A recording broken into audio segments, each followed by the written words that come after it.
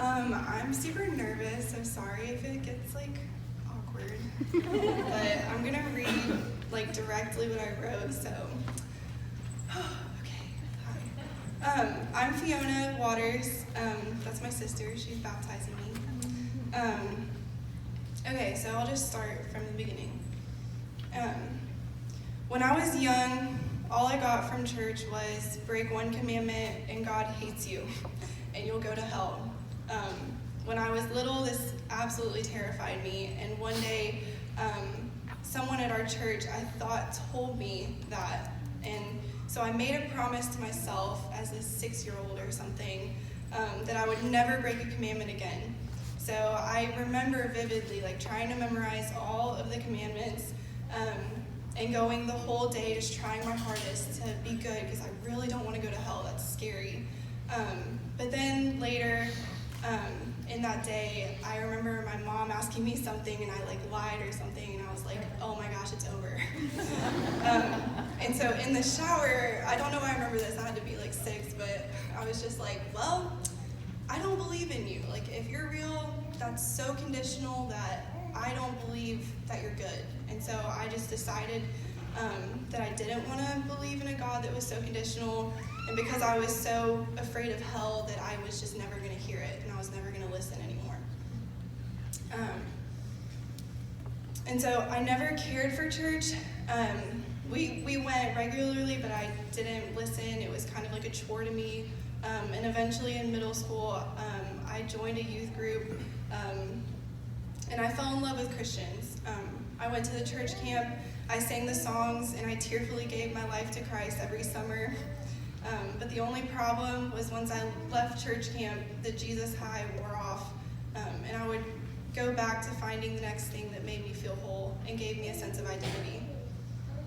By high school, I was no longer forced to go to that youth group. I was no longer forced to go to church, so I didn't. I was an adult. It was time to do what I wanted to do, and which led to just becoming a completely different person. I began to lie to my parents where I was. I partied, I drank, I smoked, and eventually, by my junior year, I found my identity in an unhealthy relationship. Sorry, Mom and Dad. When it was time for college, I was hesitant to pick NKU because my sister worked there for a ministry called Campus Outreach. I knew she cared a lot about it and became some kind of holy roller, so naturally, I had her blocked on everything, and thought she knew nothing about my life, and also she thought I was a good Christian girl already. She didn't. I ended up going to NKU, and my boyfriend at the time followed me there, and he controlled everything I did and every friend I had. We were attached at the hip, but throughout my freshman year, my sister became my closest confidant. She was always there. We had never had a great relationship, but I had seen how much this Jesus had done for her that I decided I would open my mind to it more. I wasn't ready to do anything that changed my life at all, but I was ready to listen a little more. In the process of that, she paid for me to go on a New Year's conference with the ministry. And before I left, I got in a huge fight with my boyfriend because I was wanting to change my life and actually pursue a relationship with God, whatever that meant, and he wasn't on board. And so I was telling this to Faith, and on Christmas morning, I remember, it was right before the retreat, she just made it clear to me that I wasn't a Christian. I just remember her needing to let me know that I wasn't a Christian. And to me, not being a Christian, I was so offended, and I was I told her that she didn't know me, and that I was, but deep down, I had no idea what a Christian was. I knew I felt something at church camp, and I knew I always felt that God was there, and I was very conscious I was running from him.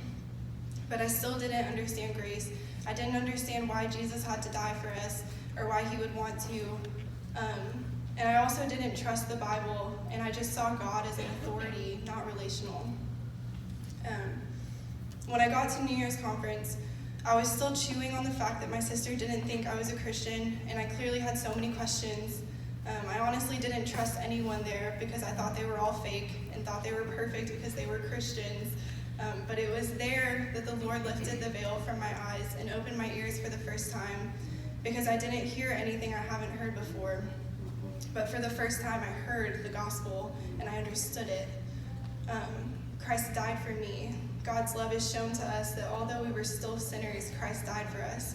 By grace, through faith, you have been saved. It's not anything you can earn. No amount of keeping commandments could get me right with God. Christ saw what was his and came down to buy it back. And that applies to me, not just the perfect Christians that I thought you had to be.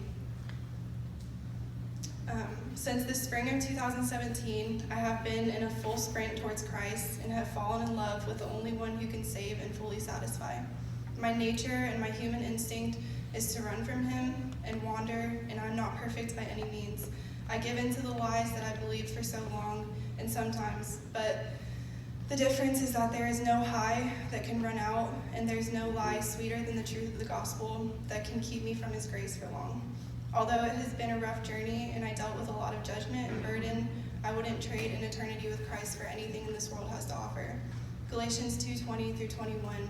I have been crucified with Christ. It is no longer I who live, but Christ who lives in me. And the life I now live, I live by faith in the Son of God.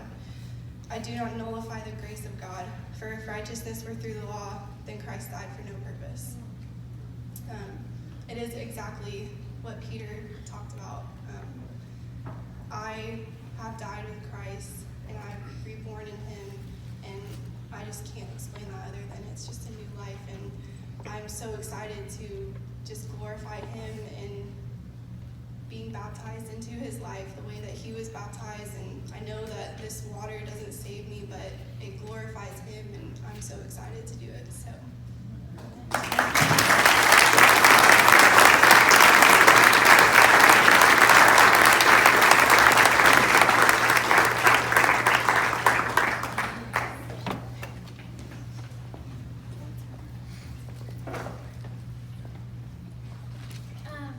Fiona, it's been one of my greatest joys to watch God open your eyes and your heart to his love and his truth, and to watch you zealously follow him and bring people with you. I'm really thankful to be your sister in blood, but also to spend eternity with you. And I'm excited about that. Okay, based on your profession of faith in Christ alone for your salvation, I baptize you in the name of the